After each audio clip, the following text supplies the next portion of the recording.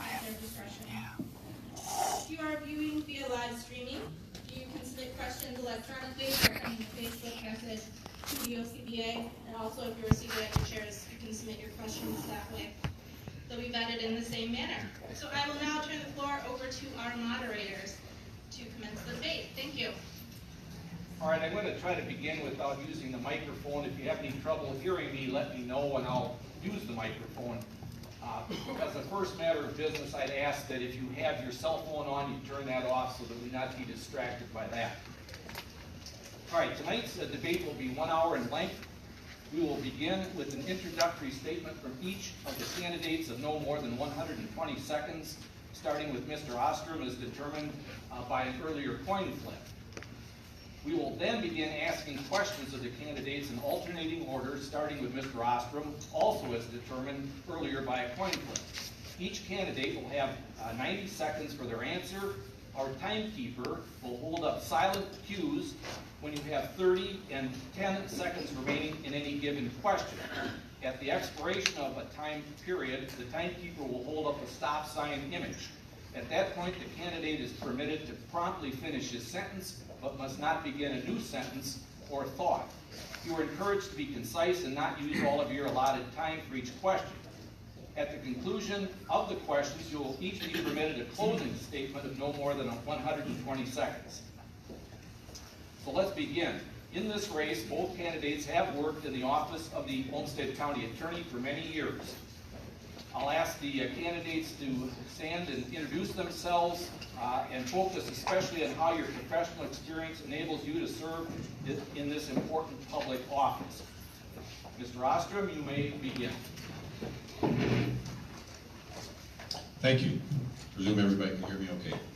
Good evening. My name is Mark Ostrom, and I am the Olmsted County Attorney. I've been the Olmsted County Attorney for nearly 12 years. I'm here seeking your support as I begin looking for my 4th term.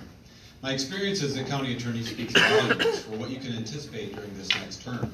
I spent the past 12 years building partnerships that have had positive impacts on our community. I know where this community needs to grow, and I know and work closely with the community partners that will help this community grow safely. A number of years ago, I started the discussion that delivered a drug court to Olmsted County. We currently have 25 participants, and a number are waiting in the queue. In just over 2 years, we have graduated 8 participants.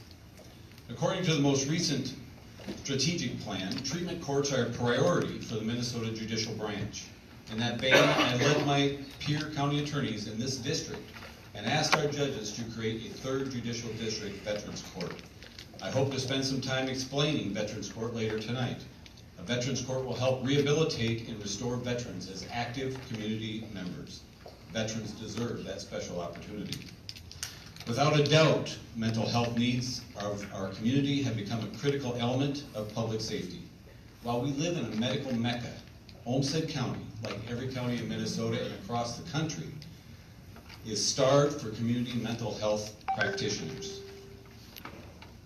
The jail and corners of our emergency departments are no places for persons struggling with mental health challenges. The most basic role of the Olmsted County Attorney is to protect public safety. You see every day in the media our work prosecuting serious crime. I have led new programs that have changed lives with the Child Advocacy Center. Our work attacking human trafficking has rescued victims, and our truancy protocol, working with social services and the schools, help kids learn to be safe. As the Olmsted County Attorney, it's my job to protect public safety. I'm asking for your support. All right, Mr. Jurlin. Good evening. I'm Jeff Jurlin. I've never run for public office, unless you count being the student body president of Decorah Junior High School in 1979, which please don't. From the very start of this campaign, I have said, this is not about me, it's about we. It's not about I, it's about us. The Olmsted County Attorney's Office is not about one person. It is a public institution charged with promoting public safety and ensuring our quality of life. It is our public office. I'm not a politician. I'm just a lawyer. But we need a change in the Olmsted County Attorney's Office in leadership and management, and an experienced lawyer is just what we need.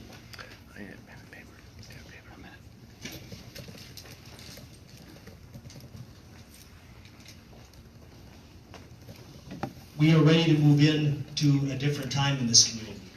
A time where we can be prosperous, and a time that we demand that our public safety needs are met, not with big events and promotions that in the end do little to substantively change what we do. But we need to focus on the substantive day-to-day public safety issues that are plaguing this community and that we can address. And as your county attorney, I promise to do that. Well, now we'll begin the questions in an alternating way. The first question is this, and it's first addressed to Mr. Assoc. The question is about domestic violence. How do you envision the county attorney's role in our community's domestic violence response? Thank you. I guess I'll try to give most of the answers if I can so you can hear me. Domestic violence is one of those most critical, pervasive things that is occurring in our community. I have made domestic violence a strategic priority of our office since about 2010. In 2011 is when we came out with our domestic violence prosecution policy. It's about 16 pages long. It's extremely important for the safety of victims that we have an even and appropriate response to domestic violence. We need to find a way to reach out to these events in a way that we can keep our victims safe, and then we can help those offenders learn to be safe in their relationships and to be safe in our community. We do that by various ways of approaching the prosecution, by approaching the dispositions, and again, the overall goal is community safety, the overall goal is victim safety, the overall goal is to not have future events between these offenders. Thank you. Thank you. To understand how much domestic violence impacts our community, we estimate it's about 25% of our caseload in the Olmsted County Attorney's Office. It's significant. I think most of you here know the impact that domestic violence has on our communities, not only for the actual victims, but for children and for long-term effects of the safety of our community. It also is a significant taxing on our police department and our law enforcement officers. The problem with the Olmsted County Attorney's policy on domestic violence is that there is no way to measure its success. It is not based in any domestic violence research that we know exists, and in the end it doesn't hold offenders accountable. It puts way too much risk. It does not address the possible recidivism, and it is simply a policy that we need to change. And in January 2019, we will change that policy. We'll have a specific goal towards prosecuting domestic violence, holding offenders accountable, and when you hold offenders accountable, that's when you make the victim safe. That's what the research tells us. So it will be a priority of the Olmsted County Attorney's Office in 2019 when I'm elected. The next question is somewhat related. It's a question about domestic abuse and contact orders, also known as DANCOs. For the non-lawyers in the audience, a DANCO is usually an early order in a domestic violence criminal case requiring the accused to have no contact with the alleged victim. So here's the question. Sometimes alleged victims, as the case proceeds, want their DANCOs modified or canceled to allow them to speak with the accused. How would you work with victims and domestic violence advocates seeking to remove or modify DANCOs? And Mr. Gerlin, I believe, under the format you answer first. Yes, thank you. We will work with domestic violence advocates and victims to address those DANCO modifications. But we have to be very, very careful, and we have to, that those modifications aren't being pressed by the abuser. I have great confidence in all of the victims' advocates and the staff of the Women's Shelter here in Olmsted County in Rochester, that when they bring us those requests, that they are confident that the safety of the victim can be ensured. We have to trust the people that are skilled in those areas, and but we have to be very careful that the abuser isn't trying to change that domestic abuse no contact order. We have the resources in place to do that if we rely on those people and trust in their judgment.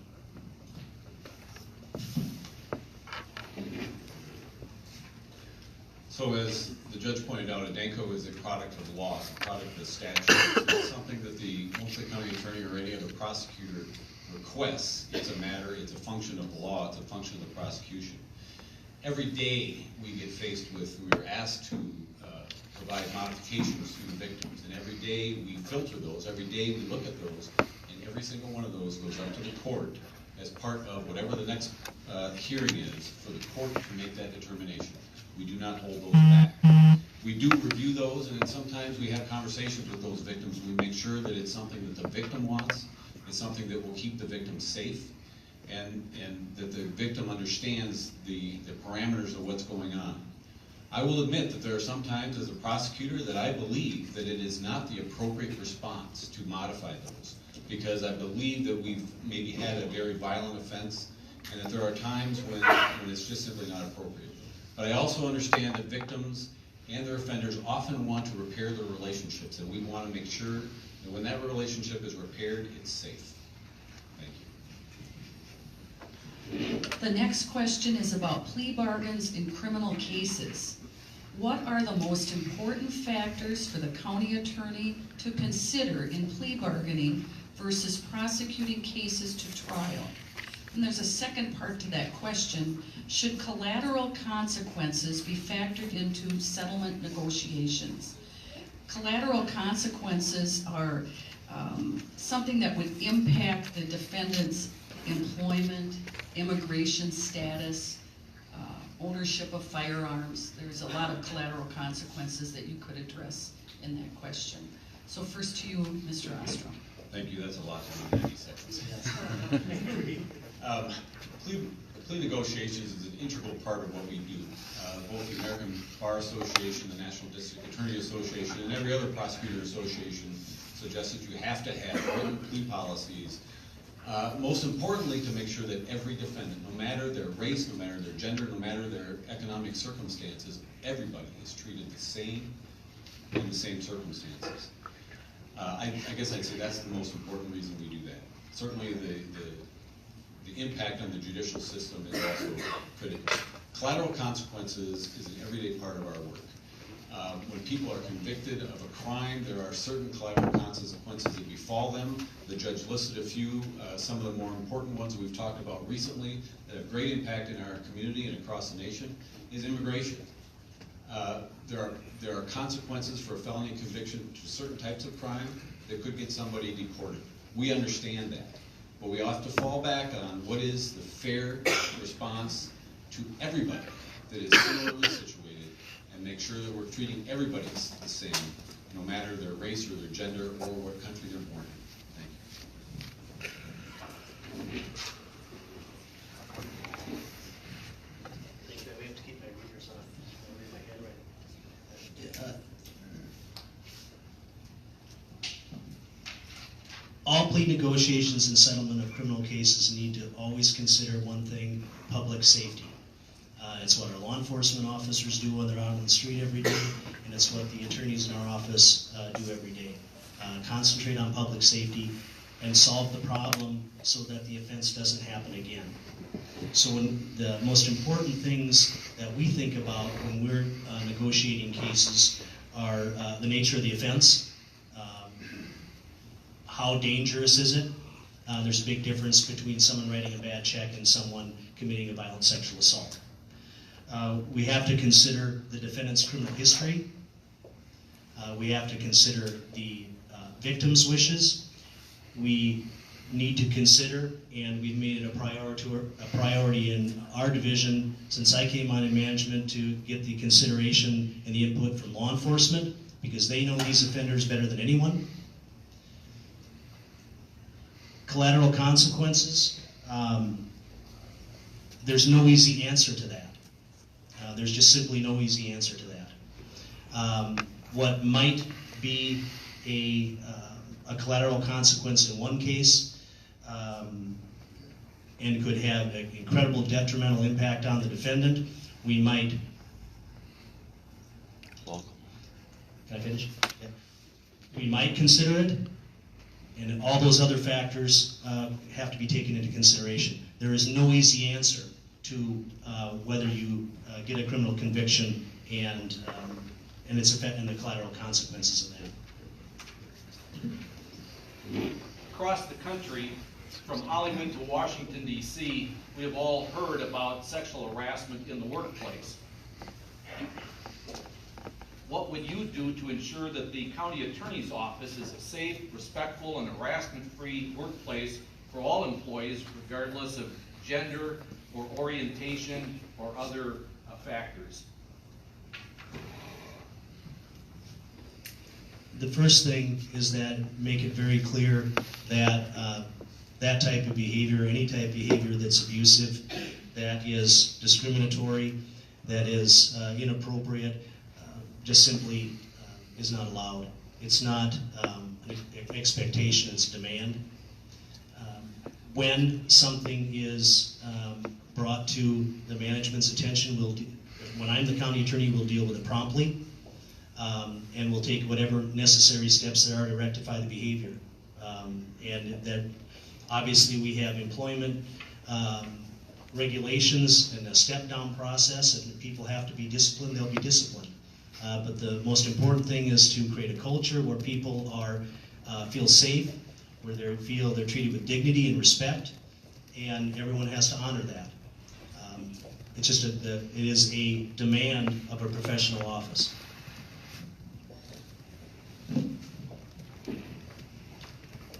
We do work in a very professional setting, and I expect my staff, whether they're attorneys or whether they're support staff or anybody that works in my office, anybody that comes into my office, to conduct themselves in a very professional manner. I've always kept my door open. I'm open to having anybody come in and talk to me about whatever they may be struggling with. There are times when people just simply aren't able to come to see me, and I've always encouraged people to go downstairs, talk to somebody, and express whatever is occurring. Sexual harassment is inappropriate, it's insidious, it should never occur in any work setting, in any setting whatsoever. And we just simply don't tolerate it. When it's become known, when I become aware of things like that, I address those things head on, and I take care of it. Thank you. Explain what you see is the relationship between the county attorney's office and law enforcement. How do you currently view that relationship? And that goes to you first, Mr. Ostrom. Thank you. So our relationship between the county attorney's office, the prosecutors, or even anybody on our civil staff and law enforcement is very much a partnership. We work very closely with law enforcement. We work very closely to help them train and teach us what's going on in our community. We help them with their investigations. We try to have a very intimate relationship with law enforcement as they are progressing these cases. It helps law enforcement to better their investigations, and frankly, it helps us as we bring that case then into our office and we prosecute it, whether it's civil or criminal prosecution. I've always encouraged law enforcement to come upstairs whenever they want. They have key access to our office. They come up the stairs, they come up the back stairs. They can walk into any attorney's office at any time and ask to have search warrants reviewed, to discuss a case, to discuss upcoming trials, testimony, whatever it might be. I've tried very hard with both our law enforcement agencies, the Rochester Police Department and the Sheriff's Department, to have very close relationships. Since about 2008, we meet monthly, the second Wednesday of every month at 9 o'clock in my office. Myself, my leadership team, and the leadership of law enforcement meet every month, and we talk about what's going on in our streets, we talk about training needs, we talk about whatever is happening out there, so that we both know, we both agencies, entities understand what's going on in our world. We need to have that intimate relationship. Thank you. Could you repeat the question? Could you repeat the question again? I apologize. Explain what you see is the relationship between the county attorney's office and law enforcement. How do you currently view that relationship? The nature of the county attorney's office and law enforcement is one of advice. We advise the Olmsted County Sheriff's Department, we advise the police department on law enforcement matters. When a case comes to our office, we work hand in hand. In the end, I think it's an understanding that if a decision has to be made regarding how a case is prosecuted, that's going to be the decision of the county attorney's office. But as I said before, we, as often as we possibly can, and it's a priority of the attorneys that, under my supervision, that we contact law enforcement and get their input. So our relationship, I think, is very, very good. It can improve. It can improve always, so that we are able to talk with law enforcement from the very beginning of an investigation of the cases they're working on, all the way through the process. They can assist us in trial. They can assist us in forming a good disposition to keep the community safe, which is all of our charge. I think that answered the question. Thank you. All right, the next question is about the county attorney's responsibility to oversee multiple departments and manage its numerous employees. How can the county attorneys foster collaboration between the civil, the criminal, and the child support divisions?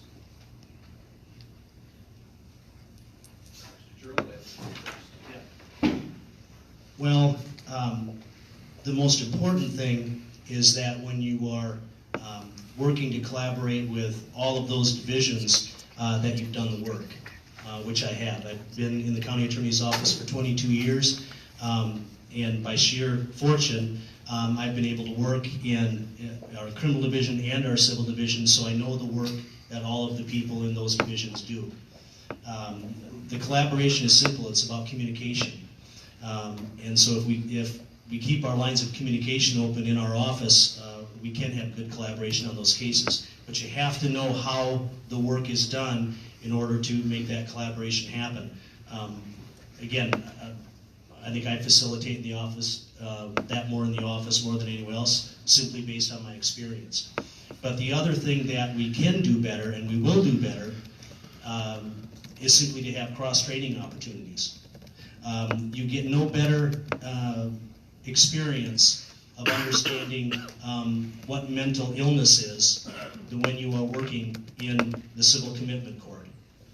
You get no better experience than understanding about how to keep children safe and work with social services and understanding what they're trying to do when you handle a CHIPS case, and vice versa. The same way goes, so on both ways. So again, cross-training is very, very important. That does not exist now, and that's something that I would like to do when I'm elected, and we'll start that in 2019.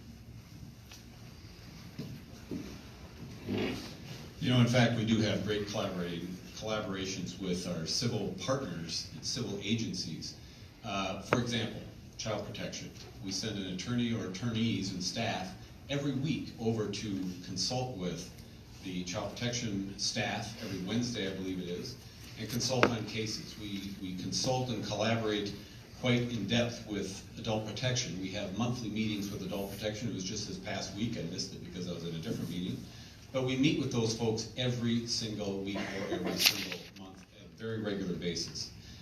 Collaborations are some of the things that I've done best. When we look at the Child Advocacy Center, we think about the folks that make up the multidisciplinary team there. Victim services, child protection, law enforcement, medical. That's the collaboration that makes something like that work. Truancy, the work we do in truancy, that's a collaboration between child protection, social services, Rochester Public Schools, our office, law enforcement. Those are the collaborations that make us work. Those are the collaborations that keep our community safe. This question is a two-part question about the criminal charging process.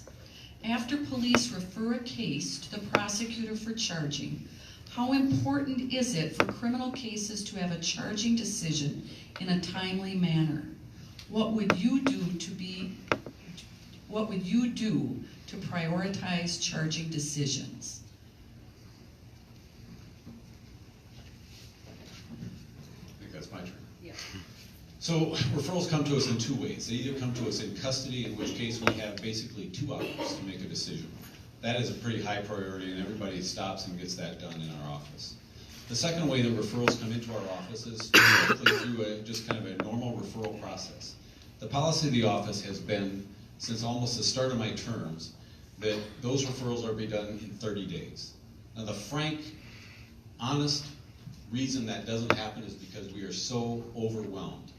As we sit here today, there are probably over 200, in fact I know there's over 200 cases that have been referred to our office that no charging decision has been made, and there's probably over 50 that we still haven't had the chance to even assign an attorney to. We are greatly under-resourced, but we do our best. We prioritize those cases based on the offense type. For example, domestic violence cases are to be done within 72 hours if they didn't come in through an arrest. Crim sex cases, a lot of those come in outside the normal in custody. Those are to be prioritized. There might be some fraud charges or check writing charges or something that might fall to the bottom, but we do prioritize those. But frankly, we're just simply under-resourced. We do our best, but the policy has been, since I began, 30 days. We're supposed to get those done in 30 days from the time it's assigned up.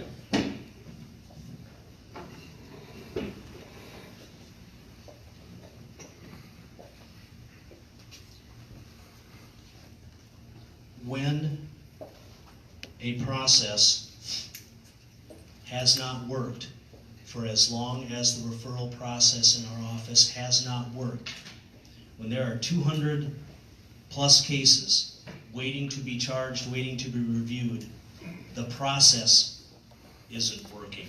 You need to change the process.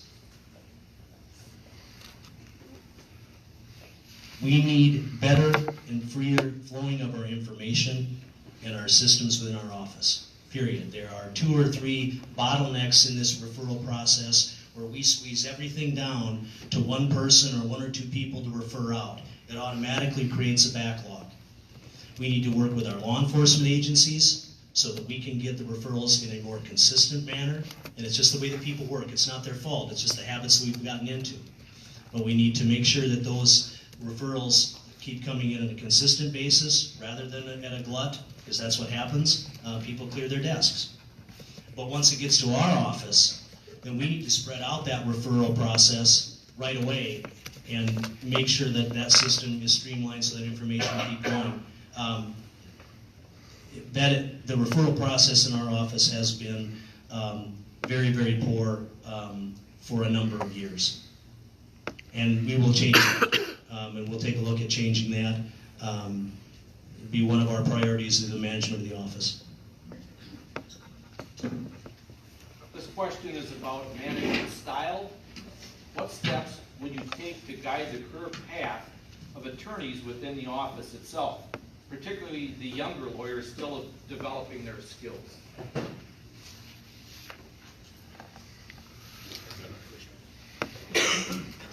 Well, currently we're very blessed with having some very, very talented young attorneys.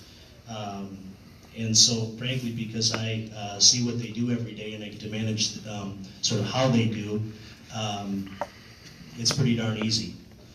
We give them opportunities to grow, assign them cases that they can improve their legal skills, send them to as much training as is allowed, but mostly it's experience, and it's talking to them about the profession and exposing them to as much as we possibly can in the workplace. Like I said, we've been very, very, very blessed. But as we go forward, again, it's presenting training opportunities in a consistent training program.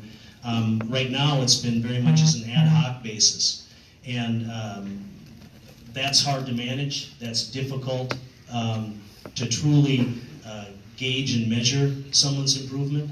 And one of the things that I would like to start when I'm elected is a much more of a systematic training program for all of our attorneys. Because as there are many attorneys here in the room, you never stop learning. And so we'll have a more systematic training program for attorneys in the very near future, we hope. We actually have a very systematic training program, a very robust training program. We train our attorneys starting when they're in law school. Right now we've got 3 attorneys, I think maybe more, that have come up through our student attorney program that spent a year or more working with us while they're in law school. We've got a very well-developed manual of how to, the various processes and procedures that we go through. Some of our policies are in there. Very basic stuff. We mentor them. Those attorneys that come to our office that have little or no experience, we start them off with that book too, and we assign people mentors. And it's not always one mentor. Sometimes it's a group. We try and team things together. So I'd have to say we have a very robust training program. Many years ago, it was about 2008, maybe 2009, we started doing office retreats every 6 months. We expanded that shortly after that, and we invited out in our peer counties and city attorneys' offices to also train with us, because crime, public safety does not stop at our borders. What we do impacts what happens in Dodge, Mower, Winona counties. So we're using that retreat system to also build the skill set, and we train on subjects that we all need to learn about. So I'd say we have developed a very good training program. It's always a work in progress. It's always something we want to continue to build. His next question is about immigration. What is the appropriate role for the county attorney's office in working with federal immigration authorities? Would you support a policy directing attorneys in your office not to collaborate with immigration and customs enforcement unless required to do so by federal law?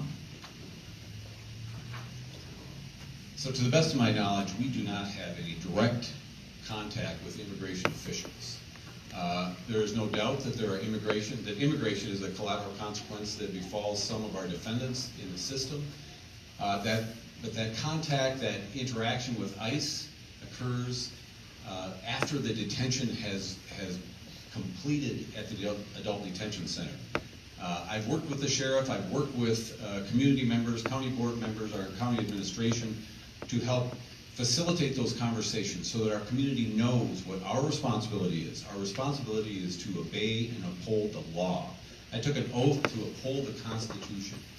So if there is a federal detention order out there for somebody to be deported, it's our obligation that that order be followed. But we do advise the sheriff, we do advise county administration, we work with the community to help them understand exactly what is the immigration collateral consequence. Where did it come from, and how can we work together?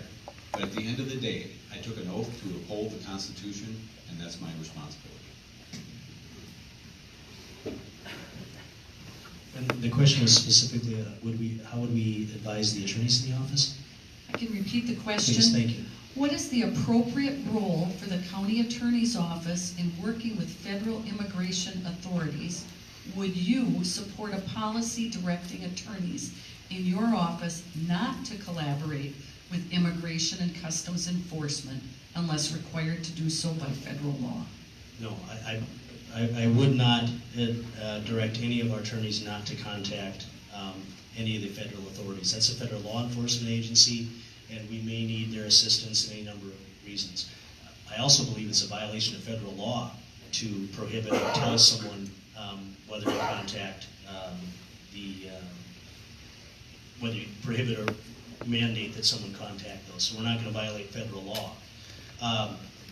Any decision that we make on immigration, and we're talking about in a law enforcement context, needs to be based in public safety. There's no easy answer to that.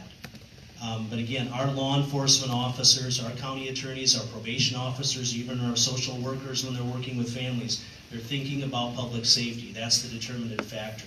So I hope in the decisions that we make in contacting and using the federal authorities are made with an idea towards public safety. That's the most important thing. Oops, you okay? This question concerns how crimes are investigated. If a citizen feels that police are not appropriately pursuing a criminal investigation, should they be able to take their concerns directly to the county attorney? Yes. Yes, that's why we have a telephone, that's why we have emails. Absolutely, they can come and they can talk to the county attorney's office. When that happens, or before it happens though, we're going to make sure that we have a conversation with law enforcement so we know what we're getting into. And we're also, if there's a specific attorney involved in working that case and talking with that law enforcement officer, they're going to talk beforehand so we know what the situation we're dealing with and how best to resolve that situation. But absolutely the public can come to the county attorney's office. It's an elected office, so absolutely they should. Like I discussed earlier, we've got a great relationship with law enforcement. I have a great opportunity to talk to law enforcement at any time. I take those calls. I take those calls all the time. I have concerned citizens call me up, email me, send me letters saying that they're not happy with something that's going on out in the community.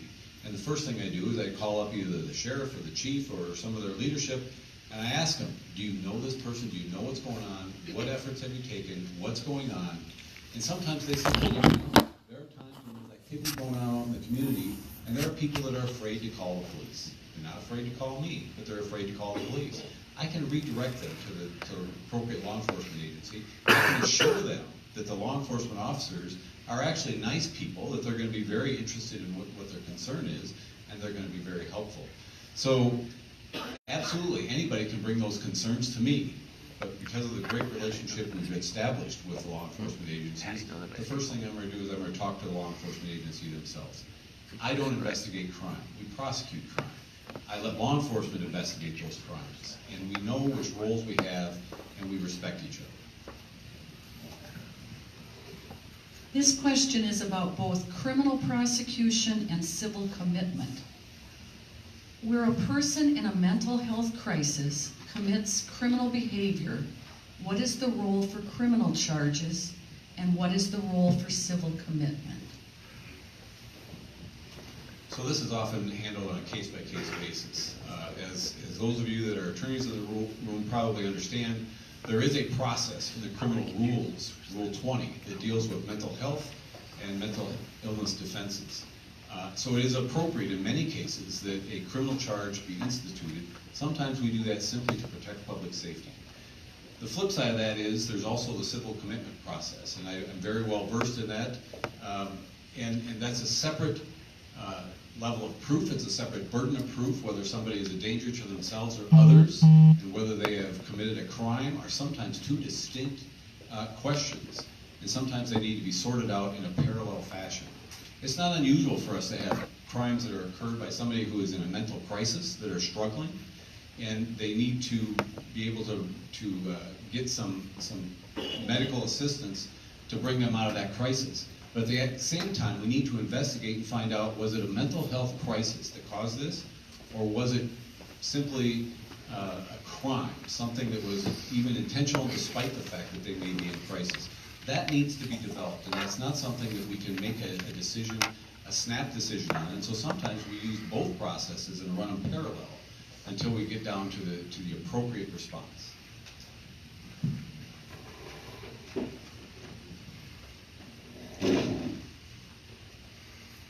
I've handled more civil commitments and more Rule 20 actions in Olmsted County than anyone else, period.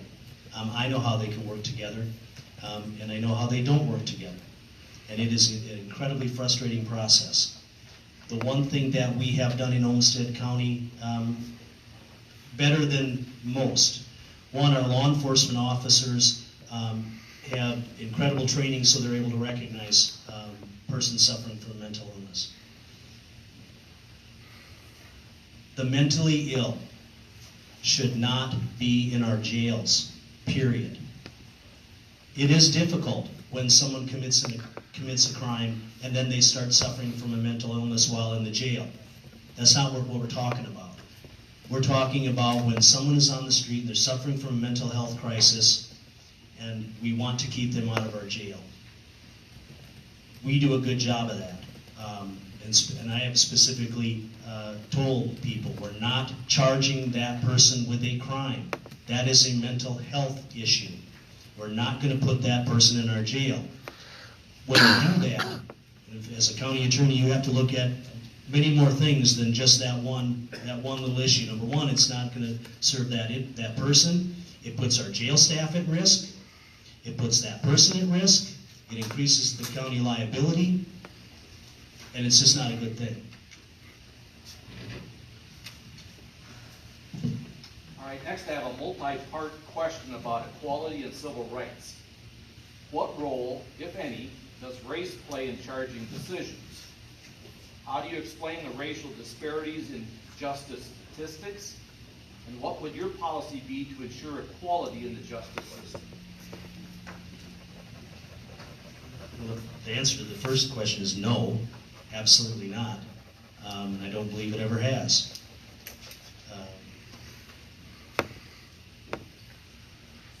Why is there a disparity? There's no way that I can answer this question in 90 seconds. We're talking poverty, generational poverty, which we know has a disparate impact on our communities of color. We're talking about lower housing, again, disparate impact on our communities of color. One thing we don't have, so there are many reasons why there's those disparities, and there are many more people, a lot smarter than I am, that are trying to get to the answer to that. How do we combat it? We've been very, very fortunate. I have not ever seen that in Olmsted County or the city of Rochester, and I don't ever think we will, because we're just too well trained and we're too well versed in the administration of justice. Currently, I don't believe that we keep any legitimate statistics that can address if there's a problem in Olmsted County. That needs to change. I wish I had an answer for why there seems to be disparity. Why there is disparity in the way in criminal justice, and it's not just something that occurs in Olmsted County, it's something that is pervasive across the entire country. I can't explain it. I know that there are socioeconomic factors that cause people to be in situations where they struggle to live safely in our communities, and unfortunate that oftentimes those factors include factors of race. I've heard a couple of discussions about historic trauma, and you think back to some of the racial disparities that our country and frankly our world have existed through, and those disparities, those traumas continue to flow forward generation by generation, and it's very difficult to just simply erase those. One of the most important things we can do, though, is we can make sure that we've got a fair charging and plea negotiation policy, and we start that policy by those factors of charging only offenses that are based on the law, and frankly, when referrals come up to us, most of us just rip off those cover sheets that may give names and addresses and stuff, and we get right to what happened because we've got very little time. So we do our best to avoid any indication of whatever race, gender, or other factors may be included. But it's a fact those disparities exist, and I wish I could fix them. I can't. Child protection cases often have two competing interests. On the one hand, the county tries to remove children from unsafe living environments. On the other hand, it tries to reunite and restore divided families. How should your office balance these two interests? So we do our best to ensure the child's safety. We're talking about children here, so the number one concern has to be child safety. Very, very, very close to that, though, is reunification with the parent. That's when you sever that parent relationship, no matter how abusive it may be, the child is going to always suffer, and that's going to be a lifelong suffering. So our number one priority has always got to be child protection and to keep that child safe. We do everything we can to reunite. We do everything we can to provide services. We do everything we can. And as when I say we, I'm talking about the role that we play as county attorneys and our staff and working with child protection social workers. We work together with them. Our role, frankly, as a county attorney's office is to help enforce the work that child protection is doing. And the work that they're doing is always grounded in trying to keep the children safe and trying to keep the family together as a unit. Sometimes that just simply can't happen, that the harm is so horrific that we just can't reunify. And so then we move towards a system where we can provide a good and safe and healthy family environment for that child.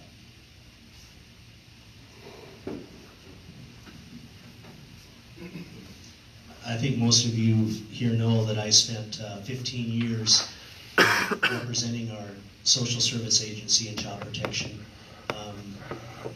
It was one of the most rewarding experiences of my professional career because we started when we completely shifted our paradigm of how we think about child protection and rehabilitating families and ensuring permanency for children. So what can the county attorney's office do? One, let social workers be social workers. That was the advice that I got from a mentor many years ago. What we can do and what we continue to do, enforce the law, enforce those timelines. There are federal timelines about how long kids can be in out-of-home placement. There are federal timelines that require us to get our work done.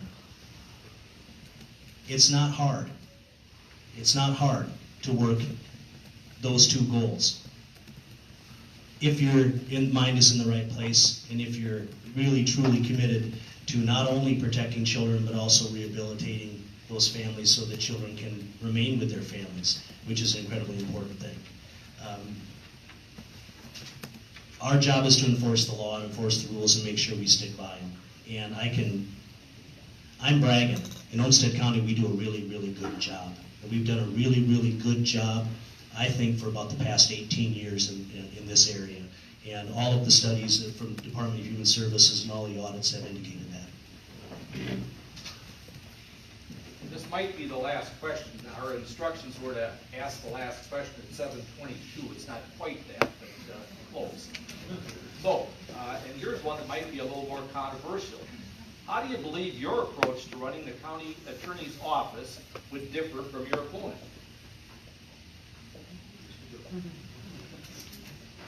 Well,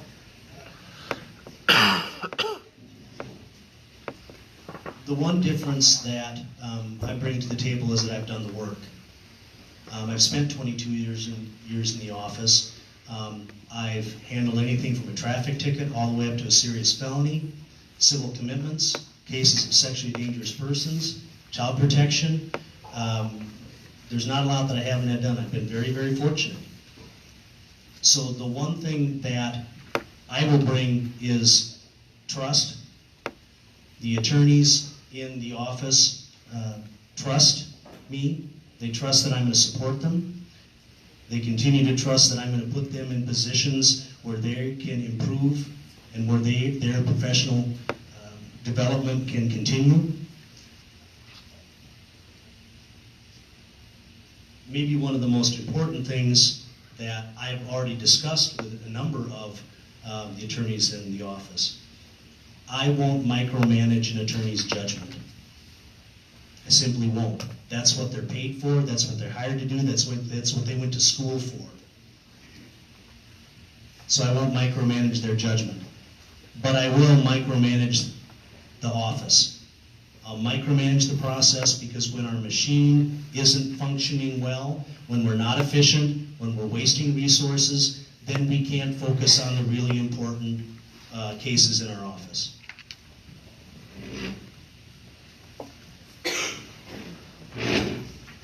My approach to leading this office is pretty much an open book. I've been here for 12 years, and I think everybody in my office appreciates and understands how I lead this office. I lead the office with integrity. I lead it with trustworthiness. I lead it with consistency. I'm an open book, and my door is always open. Unless I'm on the phone, and I shut the door when I'm on the phone out of respect for whoever happens to be sitting next to me.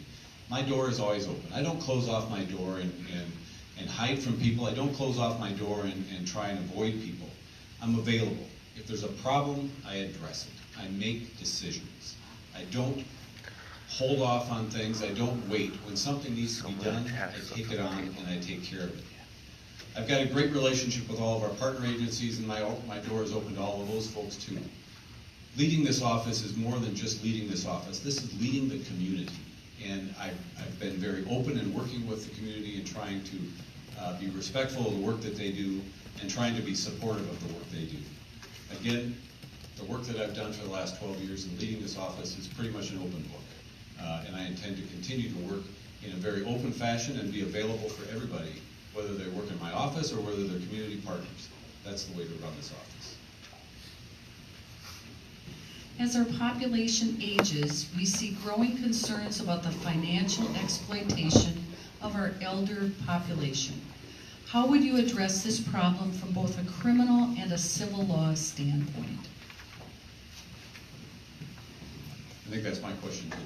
So, as I talked earlier, we've got a collaboration with Adult Protection, and we meet once a month. Part of that discussion is to talk about the aging population and the vulnerabilities that this aging population present. The Sheriff's Office and Adult Protection have, for about 3 or 4 years, had a part-time investigator working strictly on financial exploitation. Many of those cases I've taken on myself. In fact, I tried a pretty significant one earlier this year. Vulnerable adults is a growing phenomenon in our community, in our society. We are all aging.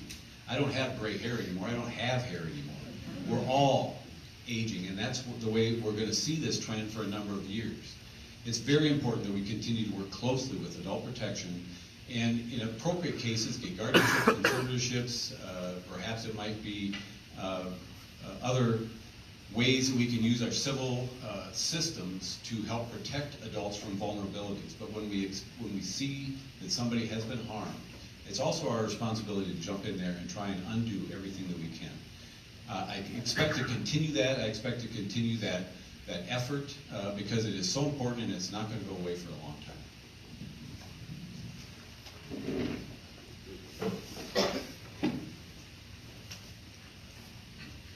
If I'm elected Olmsted County Attorney, the hard work that our law enforcement agencies and the hard work that our adult protection people is not going to be addressed with our current plea agreement policy. The current policy is that routinely when someone violates the relationship of trust with a vulnerable adult and they steal tens of thousands of dollars, sometimes hundreds of thousands of dollars, the offer is that if they plead guilty and promise to pay all the money back, they'll get a stay of adjudication. That's going to stop. We're going to prosecute those cases. We're going to prosecute them to the fullest extent of the law. And we're going to provide our attorneys training so they know how to prosecute those cases. No one in the office has ever been trained in that except Mr. Ostrom.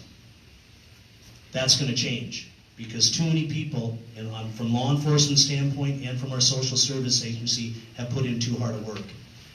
How do you coordinate with the civil? You do coordinate with the guardianships and conservatorships.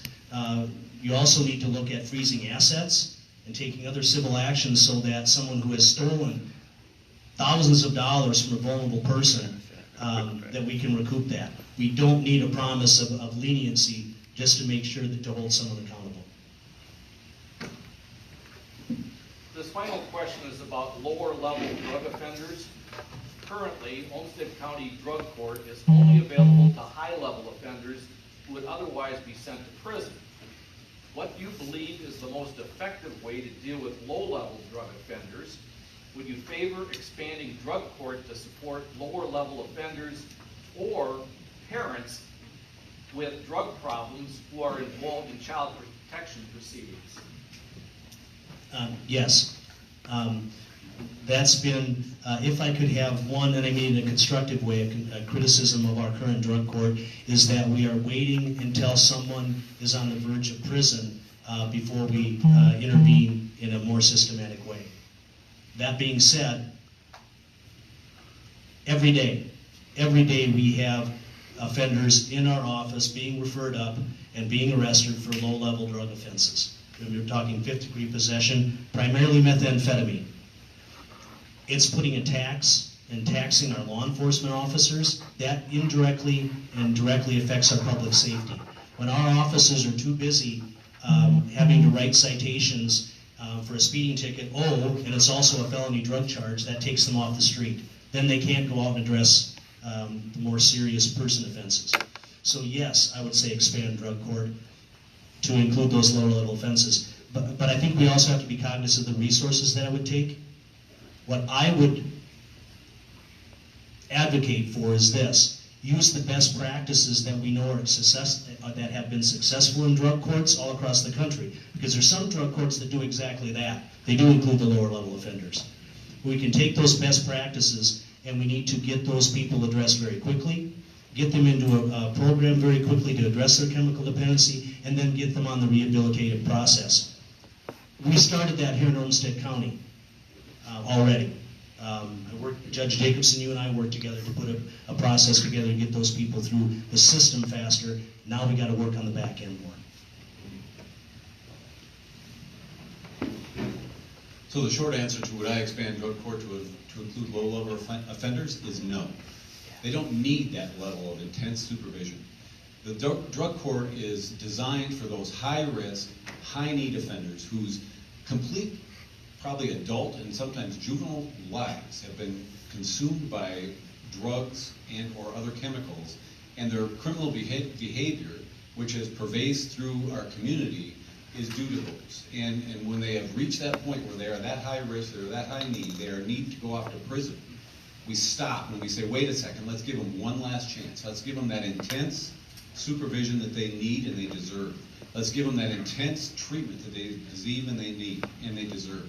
We ask our drug court participants to do one thing, and that is to change everything about their lives. Low-level drug offenders don't need that.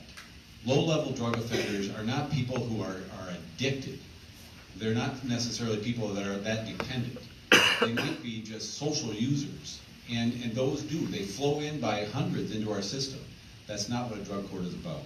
If you've been to training, if you've been to the sessions, if you've been to graduations, you understand that drug court is necessary for those high-risk, high-need offenders, not for those low-level offenses. And now each candidate will be permitted to make a closing statement of approximately 120 seconds. Under our rules, Mr. Jurlid will go first.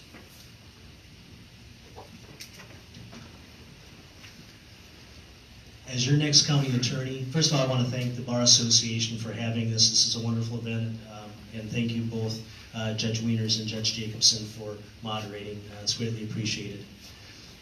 As your next Olmsted County attorney, I will have a singular focus of solving our community's problems to promote public safety and our quality of life. You're not going to see any big media-grabbing programs coming out of me. It's not about me. It's about the work of the office and the substantive public safety issues that are confronting us every day. Domestic violence, the low-level drug offenders, our response to sexual assault. Those are all the things that we need to improve on. Those are the things that take us up. But I need to make one thing very, very, very clear here. We can't focus on those tough cases when the office isn't led and managed well.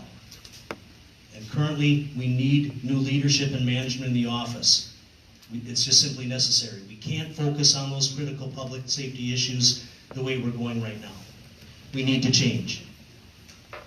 I've been doing this job for 22 years. I know how the office works, I know how it can work, and I know how it will work. We started on May 21st. I hope we ended on November 6th. And I truly hope that I can lead the Olmsted County Attorney's Office and the betterment of this community starting in 2019. Thank you.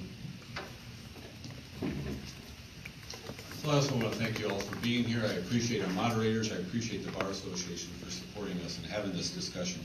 It's really exciting, actually, to be here in front of a group of people that are truly informed about what the office does and what we do. As I said earlier, I'm an open book. You people know how I've approached cases. You know about my domestic violence policy. My opponent says he's going to make a change, but he's not telling you what he's going to do. I have policies.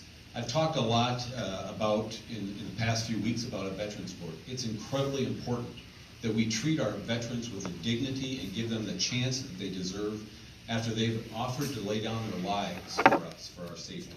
A veterans court is important, and we're going to build that through a collaboration of judges and our county attorneys, and we're going to bring it together as a collaborative effort.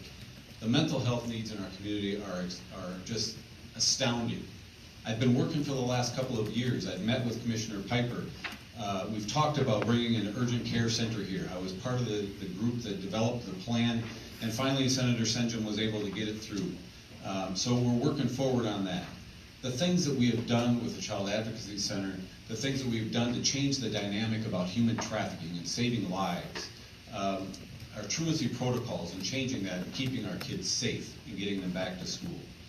Like I said, I'm an open book. I have plans. I've told you what those plans are. You can expect me to continue to move forward and keep our communities safe.